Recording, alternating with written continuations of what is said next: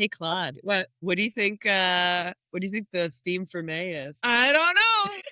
Everybody's wondering. Well, everybody, the month of May is mentorship and allyship. So we know everyone needs someone else who lifts them up. That one work bestie that does that every single day, Claude. So this Yes. month, we're going to celebrate all of you who guide us, advocate for us, and grow with us, and help you develop a mentorship as well. Exactly. Well said. Stay with us. Hi, I'm Claude. And I'm Jess. We are corporate employees by day, entrepreneurs by night, and work besties for life. Join us as we explore how work besties lift each other up, laugh through the chaos, and thrive together in every industry. Have you ever said, I wish I had a mentor, but no idea where to find one? Or assume mentorship had to come from someone more senior, when actually the person shaping you most is sitting right next to you. This month is about mentorship, but not the formal, structured version we usually think about. Because some of the biggest career shifts don't come from official mentors, they come from everyday conversations. The kind you have with your work bestie, the one who gives you that real-time advice, honest feedback, and the perspective when you most need it.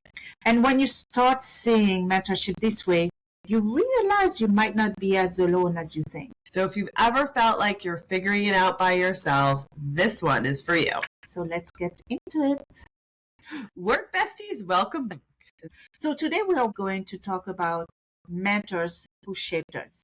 And doesn't have to be those senior leaders, but the ones that are very close to you. Right.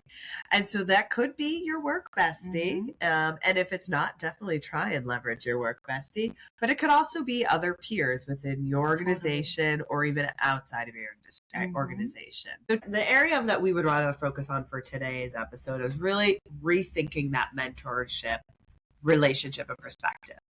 We are highly recommending that you still have that mentor with a leadership style approach, but we want to focus more on that peer-to-peer mentorship because that's definitely an area where most people are not always thinking to rely on. Yeah, exactly. So something that will be different from what we usually have. So something that is less formal, less structured, or even assigned. Yes. So it doesn't necessarily mean you have to go to your company and say, I want a peer.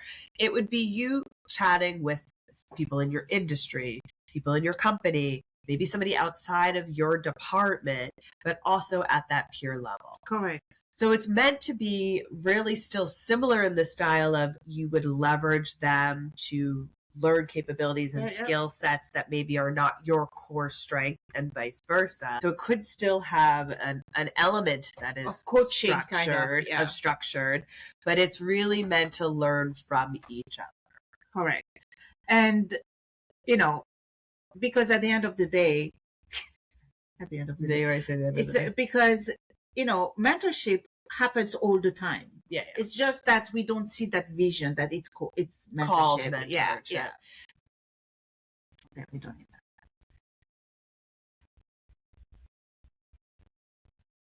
And we want to make sure that this does not replace the higher level because you're going to seek something totally different.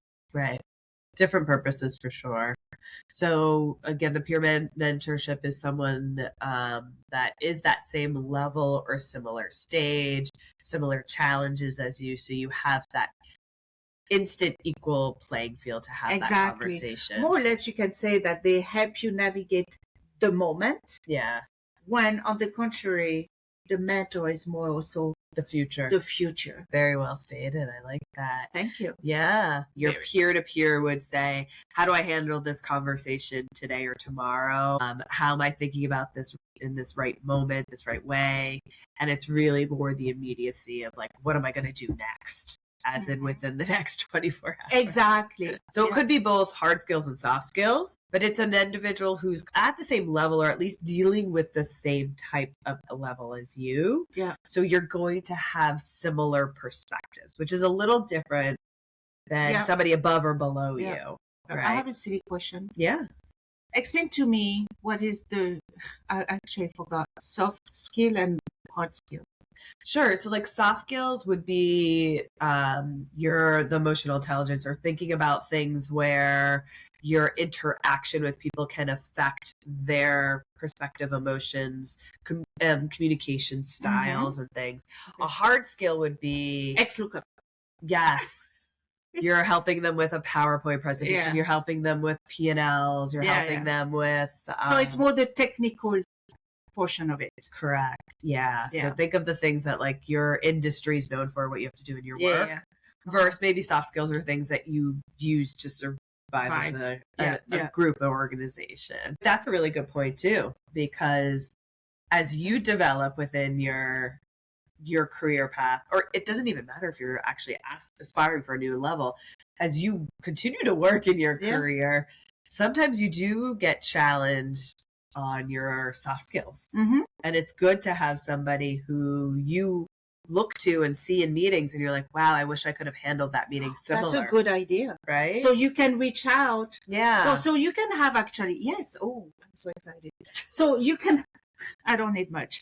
So you have like your mentor, like you look at someone, your peer mentor, you look at someone that you kind of aspire, say like, oh, I think this person has a great soft skill.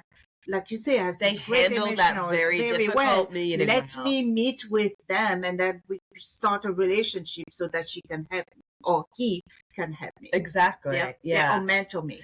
I think that's an amazing example way of giving you a reason to chat with somebody that you maybe didn't think about while also developing yourself. And I'm sure that as you look at the position you had or your career, I'm sure you can identify some of those peer mentors, which were not official mentors, but some peer mentors that shaped you. One of the areas that I've leveraged peer mentors is industry events. Right? So like every industry, I do go to a lot of them. I never go. It's like I read a lot of books. I go to a lot of events. And she journals. I journal. I don't do any of those. But I don't sleep. I guess I'm a Nor loser. do you do though. Me neither. But for all industries, there's events of some kind. And if you don't have or know of them, I am sure you can live without. No, well, I was going to say, I think a quick Google, looking it up, you can find some, or Facebook group or LinkedIn groups. Yeah. You can find areas or find industry events in your area. Yeah. And I highly recommend them because like if you're in consumer product goods, there's so many ones that I've met, amazing individuals that I still chat with. We aren't in the same exact category, but we deal with similar challenges. And sometimes it's great to get that perspective of, how did you come about it? Because you don't always think of it, right? A lot of time you're stuck to what you're used to do. Yeah. A lot of time. That usually winds up someone to break the mold. The cycle. Yeah. Or just to think differently, because you're just not always thinking that. Yeah. So ultimately what you're doing then is building your mentor ecosystem. Yes. So I think we brought this up maybe season 1, how I talked about how whether from a work landscape or a personal landscape, having your board of directors, like all these people around you that you have now made as your board of directors. If you were to have a big crisis of, do I take this job or that job? These are the people you could go to. And you know which one has which question. Right. Exactly. Right. Does this company have a great fit for me? Does this have the career development? Do you know me better about what my work-life balance are? Exactly. Those different parts of who you are. It is great to have mentors across each of them. Totally. Yeah, I love that. All right, so let's go back to the Work Besties and how they can help with the growth of things. Because as we talked about all the time, Work Besties know you better than anyone. Yes. And that's one of the biggest advantages of having a work bestie. It's how much faster you go. Right. They're the ones that are going to know your blind spots. They're going to know your tendencies to do certain things. They're probably going to know your reaction and response before even you do. Exactly. And they can reflect that back to you in a way that you feel safe. Right? You can actually, for example, you're going to tell me something like, you know my pattern, let's say. You can call me on it. Right. And I'm not going to take offense because I know that it comes from a good place, that it's about support and making sure and watch out for me. Right. Yeah.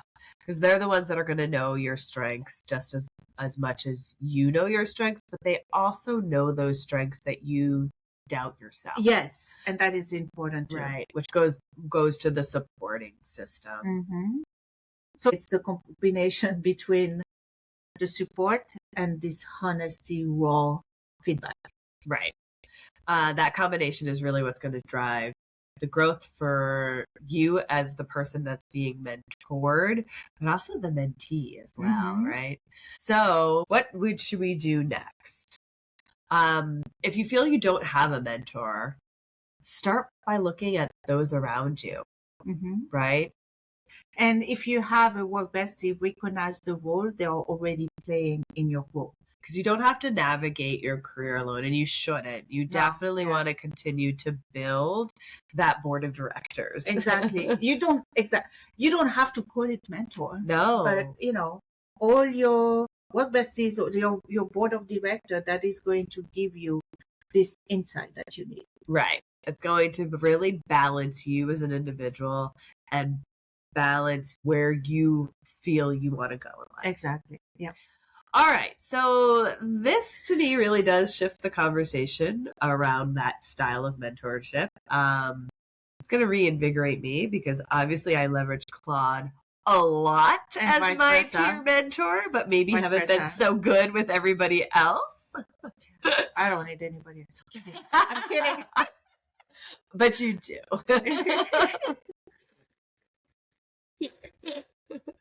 Asking for a friend, and that friend is me.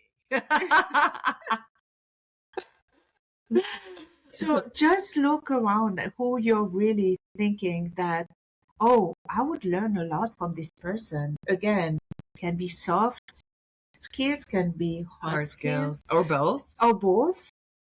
Something you value, their work ethic, anything. Yeah. So I liked also what you say. Don't go and say, you want to be my mentor? Hey. But it's like, let's have coffee and let's talk and everything. Yeah.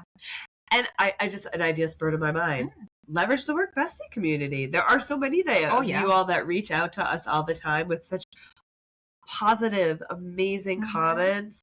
I am sure all of you would lean in and support each other. So feel free to leverage any of our socials to find that connection through them, whether it's Instagram, Threads, Instagram, Threads, TikTok, LinkedIn. LinkedIn's an amazing opportunity. Yeah. We aren't on Facebook, but you can do it there without us. But leverage the Work Bestie community. We are a pretty strong number of people right now, and every single one of you are amazing and so supportive. So we want to end it by saying sometimes the most impactful mentorship is the one that's happening every day.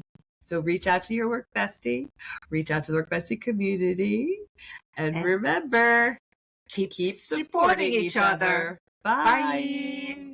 Remember, whether you're swapping snacks in the break room, rescuing each other from endless meetings, or just sending that perfectly timed meme, having a Work Bestie is like having your own personal hype squad. So keep lifting each other up, laughing through the chaos, and of course, thriving. Until next time, stay positive, stay productive, and don't forget to keep supporting each other.